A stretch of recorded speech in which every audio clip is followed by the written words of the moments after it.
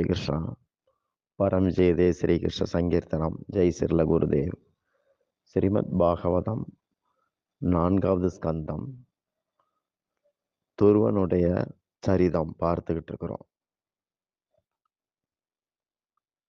பிறப்பு தருகிற தாய் ஸ்தன்ய பானம் செய்வித்து குழந்தைய புஷ்டி ஆக்குறார். ஆனால் பிறப்பு அறுக்கக்கூடிய தாயான குரு என்ன பண்ணுறாருன்னா, ஸ்தன்ய பானத்திலேருந்து விடுவிச்சுட்டு ஸ்ரீ கிருஷ்ண அமிர்தத்தை ஊட்டுறார். குருவின் நினைப்பு மன விகாரங்களை போக்கும். நாரதர் கேட்குறார், துருவன்கிட்ட கேட்குறார், மகனே எங்கே போய்கிட்டு இருக்கிற? அவன் சொல்கிறான், பரமாத்மாவை நான் தரிசிக்கணும், அதுக்காக காட்டுக்கு போகிறேன். உண்மையான தந்தை அவர் தான் எங்கள் அம்மா சொன்னாங்க அப்படின்னா. அப்போ நாரதர் அவன்கிட்ட, உனக்கு குதிச்சு விளையாடுற வயசு, தியானிக்கிற வயசு கிடையாது அப்படிங்கிறார். முதல்ல பெரியவனாகணும், உலகியல்ல எல்லாம் அனுபவித்து முடிச்சுட்டு முதுமையில் நிவிருத்தியை நோக்கி போகணும், காட்டுக்கு போகணும். அப்போ மனசு அமைதிப்பட்டு இருக்கும். அமைதியான மனசு நாம தியானத்துக்கும் சுலபமாக உதவும். அதுக்கப்புறம் பரமாத்மா தரிசனம் கிடைக்கும். சாதாரணமானவங்கெல்லாம் கடவுளை அப்படி சுலபமாக மகிழ்ச்சி படுத்த முடியாது. நீ யாருடைய அருளை பெற விரும்புறியோ அவரை முதல்ல ஆராதனை பண்ணணும். பெரிய ரிஷிகள் கூட பல பிறவிகள் எடுத்தும் இறைவனை ஆராதிச்சபடி தான் இருக்கிறாங்களே ஒழிய தரிசிக்கலை அப்படிங்கிறார். பரமாத்மா நாராயணருடைய மடியில் உட்காரணும்னு விரும்புகிற ஆயிரக்கணக்கான ஆண்டுகள் முயன்றே முடியாதபடி தான் இருக்கிறாங்க. உன்ன மாதிரி சிறுவனுக்கு அது எப்படி சாத்தியம்? நான் உன் வீட்டில் பேசி பிரச்சனை இல்லாமல் பண்ணுறேன், வா திரும்பி போகலான்னு கூப்பிடுறாரு. துருவன் சொன்னான், அப்படி நான் திரும்ப முடியாது. பரமாத்மாவை பார்க்காம திரும்ப மாட்டேன். அதுக்கு நீங்கள் வழி சொல்லுங்க அப்படின்னா. அவனுடைய உறுதியை பார்த்த நாரதர், தனது நன்மையை விரும்புகிறானோ அறம்பொருள் இன்பம் வீடு பெற விரும்புகிறவனுமான ஒருத்தனுடைய ஒரே சாதனம் பகவான் ஹரியின் பாத சேவை தான் அப்படிங்கிறார். தர்மார்த்த காம மோக்ஷாக்கியம் இச்சேத், யார் விரும்புகிறாரோ திரேயதாத்மனக, அந்த உயர்ந்த ஆத்மா ஏகம் ஏவ ஹரேஹே, ஒரே வழி, தத்ர காரணம் பாத சேவனம், பாத சேவை பண்ணணும் அப்படிங்கிறார். சிறுவா, நீ மதுவனத்துக்கு போ, அது விருந்தாவனத்தில் இருக்குது. அங்கே யமுனை அருள் செல்வம் உனக்கு தருவா, கிருபா ராணி யமுனா அப்படின்னு சொன்னார். பகவான் அகண்டமாக எழுந்தருளி இருக்கிற சில இடங்கள் பற்றி பாகவதம் சொல்லுது. அதில் மதுவனம் முக்கியம். ஸ்ரீரங்கம் திருவனந்தபுரத்தில் சயனத்தில் இருக்கிறார். துவாரகாவிலையும் இருக்கிறார். அங்கே போட்டானா அப்படிங்கிற பக்தருக்காக மற்றொரு சொரூபமாக டாகூர் அப்படிங்கிற இடத்துல தங்கியிருக்கிறார். துவாரகாதீஸ் அங்கேயும் தங்கியிருக்கிறார். கண்டகி கரையில் புலக ரிஷி ஆசிரமத்திலையும் பகவான் இருக்கிறதாக 5ஆம் ஸ்கந்தம் சொல்லுது. பிருந்தாவனத்தில் புல்லாங்குழல் கிருஷ்ணர் நந்த யசோதா மைந்தனா நித்தியவாசம் பண்ணுறார். அங்கே தான் பிரேம நதி யமுனா ஓடுது. நாரதர் சொல்கிறார், யமுனா மாதா உனக்காக பரமாத்மா கிட்ட சிபாரிசு பண்ணுவாங்கன்னு சொன்னார். 4:8:42 அந்த சுலோகம் இருக்குது. தத்தாட கச்ச பத்ரம் தே யமுனயா தடாம் சுசி புண்ணியம் மதுவனம் யத்ர சாநித்தியம் நித்யதாகரே. உனக்கு மங்களம் உண்டாகட்டும், யமுனா நதிக்கரையில் உள்ள பரம பவித்திரமான மதுவனத்துக்கு போ, அங்கே பகவான் ஹரி நித்தியமாக வசிக்கிறார் அப்படின்னு சொன்னார். விருந்தாவனம் தெய்வீக அன்பின் ஸ்தலம், பிரேம ஸ்தலம். ஜீவனும் இறைவனும் விரைவாக சந்திக்கிற இடம். துருவன் கேட்குறான், அங்கே போய் நான் எப்படி ஆராதிக்கிறதுன்னு கேட்டான். நாரதர் சொன்னார், முதல்ல சதுர்புஜ நாராயணருக்கு மானசீக சேவை பண்ணு. பரமாத்மா மீதான மனசுடைய தாரை அறுபடாதபடி பார்த்துக்க அப்படிங்கிறார். அதாவது பிரம்மச்சாரி சன்னியாசிகளுக்கு மானசீக சேவை நல்லது. அவங்க உள்ளும் புறமும் ஒன்றுமற்றவங்க. இல்லறத்தார் மானசீக சேவையோட நேரடி சேவையும் பண்ணணும். நானும் மானசீக சேவை மட்டும்தான் பண்ணுவேன்னு அவங்க சொல்லக்கூடாது. அப்படின்னா முன்னேற்றம் வராது. 2ம் பண்ணணும். சேவைக்கு உத்தமமான காலம் விடியற்கால பொழுது. 4 மணியிலேருந்து காத்தால 4 மணிலேருந்து 5 மணி வரைக்கும். யாரையும் நாம் பார்க்காத சமயம் அது. காத்தா காத்தால நீராடுற போது கங்கையில் குளிக்கிறதா நினைக்கணும். மனசில் கங்கா ஸ்நானமாக உணரணும். கிருஷ்ணருக்கு அபிஷேகத்துக்கு வெள்ளி கலசத்தில் நீர் கொண்டு வர்றதா நினைக்கணும். பகவானை எழப்பண்ணி அவருக்கு நறுமண தீர்த்தம், ஆச்சமனம் இதெல்லாம் செய்யணும். அடுத்து வெண்ணெய் அல்லது பால் பொங்கல் தரணும். கண்ணனுக்கு இளம் சூடான தண்ணீரில் அபிஷேகம் பண்ணணும், குளிப்பாட்டணும். அதுக்கப்புறம் பகவானை அலங்கரிக்கணும். அவரை அலங்கரிக்கிறதுனால நம்முடைய விகார மனசு சீராகி நமக்கும் அலங்காரம் வாய்க்கும். கிருஷ்ண அலங்காரத்திலேயே பக்தனுக்கு சமாதி ஆனந்தம் கிடைக்கும்னு பாகவதம் சொல்லுது.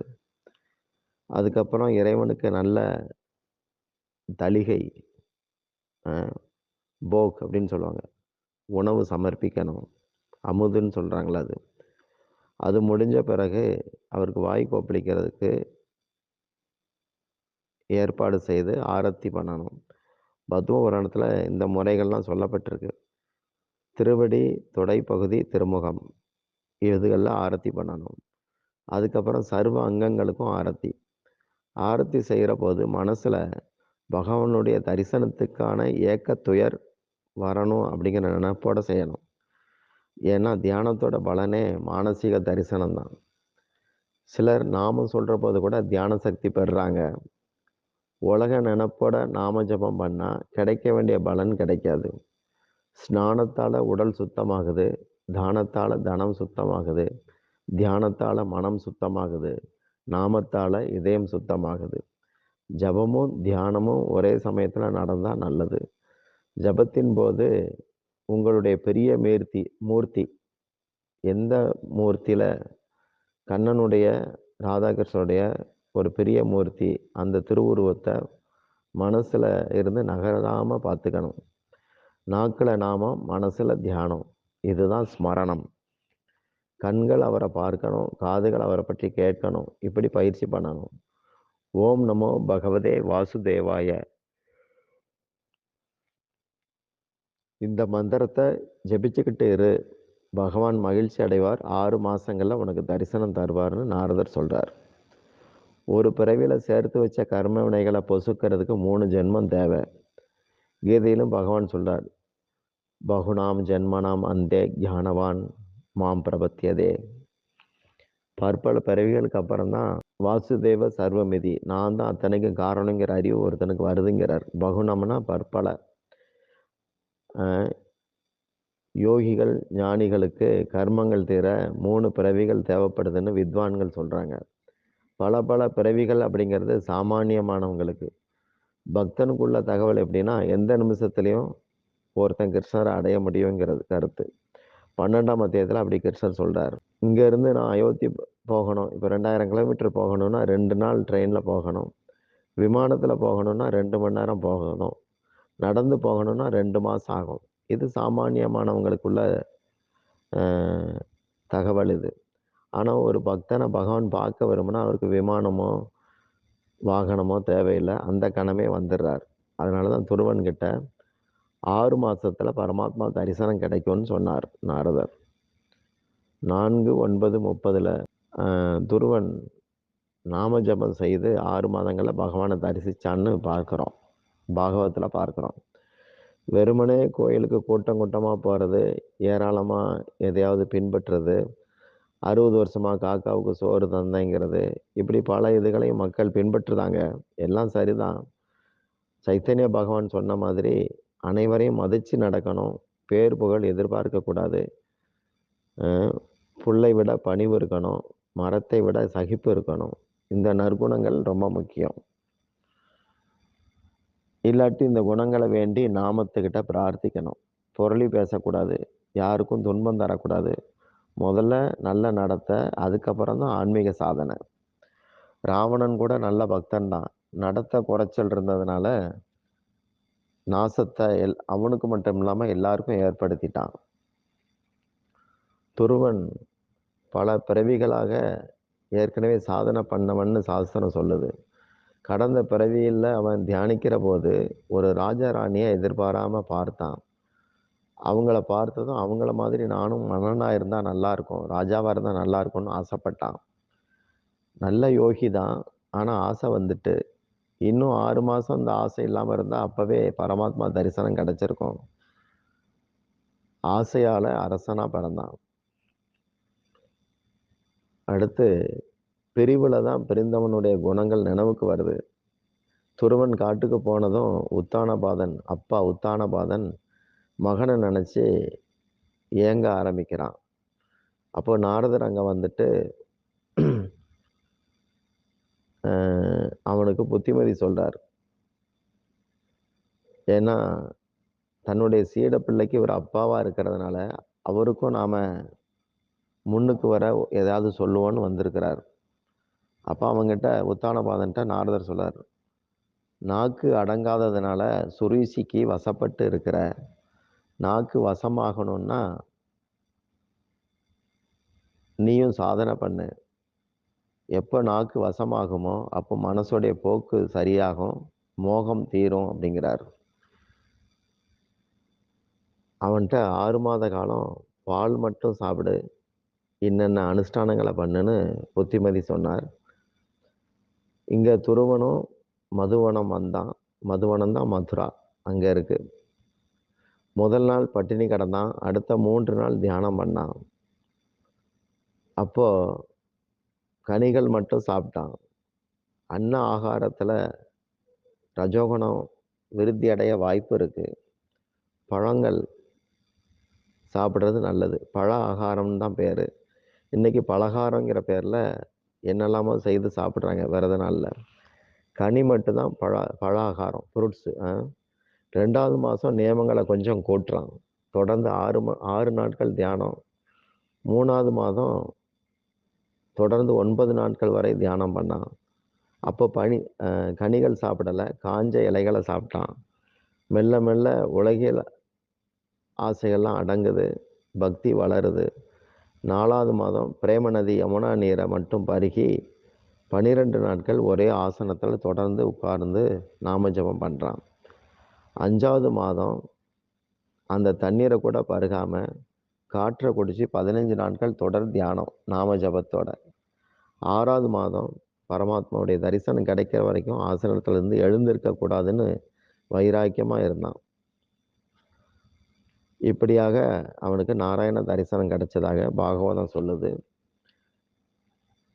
அந்த இறுதி சமயங்கள்ல அவனுடைய ஜபம் மனப்பூர்வமா இருந்தது. துருவனுடைய கடும் தவத்தால தேவர்கள் திணறிட்டாங்க. நாராயணர்கிட்ட ஓடி போய் அந்த சிறுவனை என்ன ஏதுன்னு பாருங்க, அவன் தவ பலம் எங்களை திண்டாட வைக்குதுன்னு சொன்னாங்க. பகவான் சொன்னார், அவனுக்கு தரிசனம் கொடுங்கன்னு சொல்றீங்க, உண்மையிலே அப்படிப்பட்டவனை நான் தான் தரிசிக்கணும்னு சொன்னார். பகவானுக்கே துருவனை தரிசிக்கிற ஆசை வந்துட்டு பகவான் போக போறான்னு தெரிஞ்ச பிறகு தேவர்களுக்கு ஆறுதல் உண்டாக்கி சொர்க்கத்துக்கு திரும்பி போறாங்க. பகவானும் தன்னுடைய கருட வாகனத்துல ஏறி ஆர்வத்தோட துருவனை பார்த்து வர புறப்பட்டார்.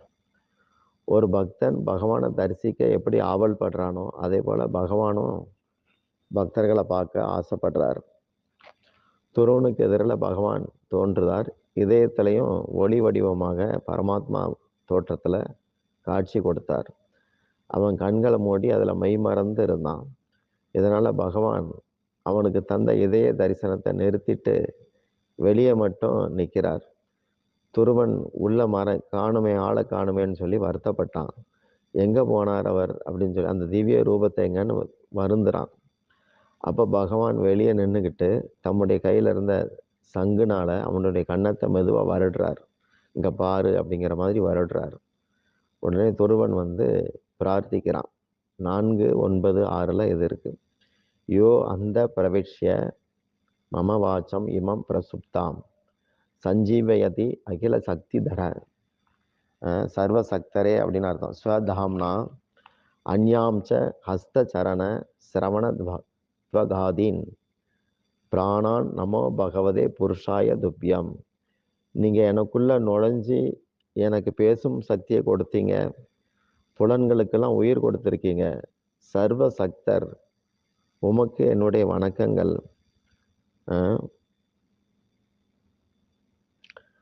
பகவான் தம்முடைய சங்கனால அவனுடைய கன்னத்தை தொட்டு சரஸ்வதி கடாட்சத்தை அதன் மூலமா கொடுத்தார்.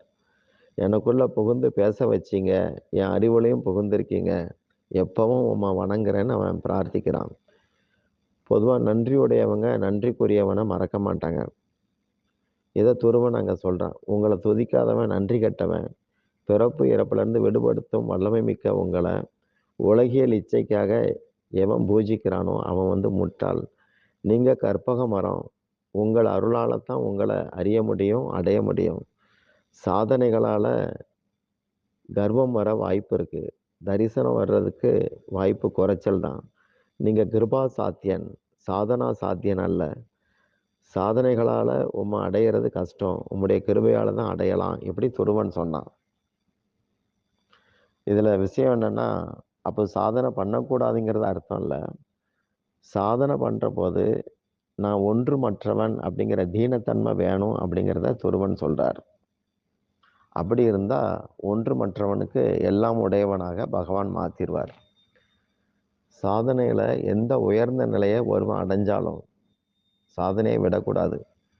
சாதனை தான் தக்க வைக்குது. அதே சமயம் நான் உயர்ந்த நிலையை அடைஞ்சிட்டேங்கிற நினப்பு வந்தா உயர இருந்து கீழே விழ வேண்டி வரும். கீழே இருந்து கீழே விழுந்தா சின்ன காயம், மேலே இருந்து கீழே விழுந்தா பெரிய காயம். தீனத்தன்மை தான் பக்தியை வளர்க்கும். அப்புறம் பக்தி விட முடியாத பழக்கமா மாறிடும். துருவனுடைய துதிகள்ல பகவான் மகிழ்ச்சி ஆயிட்டார். துருவன் சொல்றான், பிரபு, உங்களை இதயத்துல தரிசித்தபடியே உங்க கதையை யார் சொல்றாங்களோ அவங்க கிட்ட நான் கதை கேட்க ஆசீர்வாதம் பண்ணுங்க. ஏன்னா கதானந்தம் பிரம்மானந்தத்தை விட வசத்தி அப்படிங்கிறான். உபனிஷத்துகள் பிரம்மானந்தத்தை தான் பெருசா பேசும். அதை விட மேலான ஆனந்தம் இல்லைன்னு உபனிஷத்து சொல்லுது. தைத்திரிய உபனிஷத்துல ஆனந்தத்துடைய அளவுகள் சொல்லப்பட்டிருக்கு. மனுஷங்களுடைய ஆனந்தத்தை விட கந்தர்வர்கள் ஆனந்தம் ஜாஸ்தி, கந்தர்வர்களை விட தேவர்களுக்கு ஜாஸ்தி, தேவர்களை விட இந்திரனுக்கு ஜாஸ்தி, இந்திர ஆனந்தத்தை விட பிருகஸ்பதியுடைய ஆனந்தம் 100 மடங்கு ஜாஸ்தி, பிருகஸ்பதி ஆனந்தத்தை விட பிரம்மானந்தம் ஜாஸ்தின்னு சொல்லியிருக்கு. நிஷ்காமமாக, அதாவது ஆசைகளே இல்லாம மன அடக்கத்தோட பிரம்மத்தளத்துல இருக்கிறது பிரம்மானந்த நிலை. யோகிகள் இதை பெறுறாங்க. அவங்க கிட்ட பேதம், வஞ்சனை, எனது உனது இந்த நினப்புகள்லாம் இருக்காது. ஆனா துருவன் இங்க பிரம்மானந்தத்தை விட பகவத் கதானந்தம் மேலானது அப்படின்னு சொன்னான். இதற்கான காரணத்தை சில ஸ்ரீதர சுவாமி இன்னும் பல ஆச்சாரிகள் விளக்கி இருக்கிறாங்க. சைத்தன்ய மகாபுருடைய நாம சங்கீர்த்தன மார்க்கத்துல நடைமுறையில பிரம்மானந்தத்தை விட உயர்ந்த ஆனந்தங்கள்லாம் காட்டப்படுது. கதானந்தம், பஜனானந்தம், கீர்த்தனானந்தம், சேவானந்தம், இப்படிலாம் இருக்கு. இதுல ரொம்ப குறைச்சலானதுதான் பிரம்மானந்தம். ஏன்னா அதுல சம்பந்தப்பட்ட நபர் மட்டுமே ஆனந்தத்தை பெறுறார். கதானந்தத்துல இல்லை கீர்த்தனானந்தத்துல, பஜனானந்தத்துல கிடைக்கிற ஆனந்தம் அத்தனை பேருக்கும் சொந்தம். தத்துவ திருஷ்டியில அந்த பிரம்மானந்தம் பெருசா பேசப்படுது. ஒரு யோகி சமாதியில அனுபவிக்கிறது தான் பிரம்மானந்தம். அவன் பக்கத்துல இருக்கிற வேலைக்காரனுக்கு அது கிடைக்காது. அப்போ சமாதியில ஆழ்ந்த யோகி தனியா தான் மட்டும் உலகத்தை கடந்து அந்த ஆனந்தத்தை சுவைக்கிறான். ஆனா சத்சங்கி தானும் கரையேறி மற்றவங்களையும் கரையேற்றுறான். பகவான் துருவன் கிட்ட, நீ என்கிட்ட என்ன விரும்புறியோ அதை கேள் அப்படிங்கிறார். துருவன் சொன்னா, எதை கேட்கறதுன்னு எனக்கு தெரியாது, நீங்களே உங்களுக்கு விருப்பமானதை தாங்க அப்படின்னு சொன்னான். பகவான் சொன்னார், நீ கொஞ்சம் கல்ப காலத்துக்கு உலகத்தை ஆட்சி பண்ணு, அதுக்கப்புறம் என்கிட்ட வரலான்னார். அப்போ துருவன் சொல்றான், நான் அரசனானா மாயையில சிக்க வாய்ப்பு இருக்கு, அதனால எனக்கு அதுல விருப்பம் இல்லைன்னா. பகவான் சொன்னார், பயப்படாத, அப்படி உனக்கு நடக்காது. உன்னை அரசனாக்கி பார்க்க எனக்கு ஆசை. அதனால என் ஆசை அங்க பிரதானமா இருக்கிறதுனால மாயை உன்கிட்ட ஆதிக்கம் பண்ண முடியாது அப்படிங்கிறார். இது எப்படின்னா குழந்தைக்கு பிடிக்கிறதோ இல்லையோ, தாய்க்கு தான் குழந்தையை அலங்கரிக்கிறதுல ஒரு ஆனந்தம் உண்டு. இத பகவான் அங்க சொல்றார். அரண்மனை சேவகன் ஒருத்தன் பூ பறிக்கிறதுக்காக காட்டு பக்கமா வந்தான். தூரத்துல நாட்டை நோக்கி துருவன் வர்றத பார்த்து ஓடி போய் உத்தானபாதன்ட்ட போய் சொல்றான். 6 மாசங்களுக்கு முன்னாடி இதே உத்தானபாதன் மகனை மடியில அமர்த்த யோசிச்சான். இன்னைக்கு மகனை தேடி வரவேற்க ஓடி வர தொடங்குறான். என் மகனுக்கு 5 வயசு தான். பரமாத்மா பார்த்துட்டு வாரான். எனக்கு அதோட பல மடங்கு வயசு ஆயிருச்சு. இன்னும் தரிசனம் கிடைக்கல. மாயையில கிடக்கிறேன். இப்படி தன்னைத்தானே நினைச்சு வெறுத்தான். மன்னன் கண்கள்ல ஆனந்த கண்ணீர் வருது. எங்கே என் பிள்ளை அப்படின்னு சொல்லி தேடுறான். துருவன் கீழே விழுந்து நமஸ்காரம் பண்ணிட்டு இருக்கான். ராஜா அவனை மார்புற தழுவுறான். எனக்கு மரியாதை வேண்டாம்ப்பான்னு பிள்ளைகிட்ட சொன்னான். ராஜாவை வணங்கின பிறகு 2 அம்மாவையும் அவன் வணங்குறான். சுருசி மனம் நெகிழ்ந்து போனா. சுனிதிக்கு இன்னைக்கு தான் என் பிள்ளைய பெற்றேன் அப்படிங்கிறது தோணுது. துருவனை தரிசிக்க மக்கள் ஆர்வப்பட்டதுனால அவனை யானை மேல அமர்த்தி நகர்வலம் வர மன்னன் ஏற்பாடு செய்தான். அப்போ துருவன் நான் தனியா போக மாட்டேன், உத்தமனும் என் கூட யானையில உட்காரணும்னு சொன்னான். இப்படியா 2 பேருமா யாத்திரைக்கு வர்றாங்க. இதை பார்த்த சுருசி சுனிதியுடைய காலில் விழுந்து அழுதா. துருவனுக்கு பட்டாபிஷேகம் நடந்துச்சு. பிரமி அப்படிங்கிற பொண்ணோட திருமணமும் ஆகுது.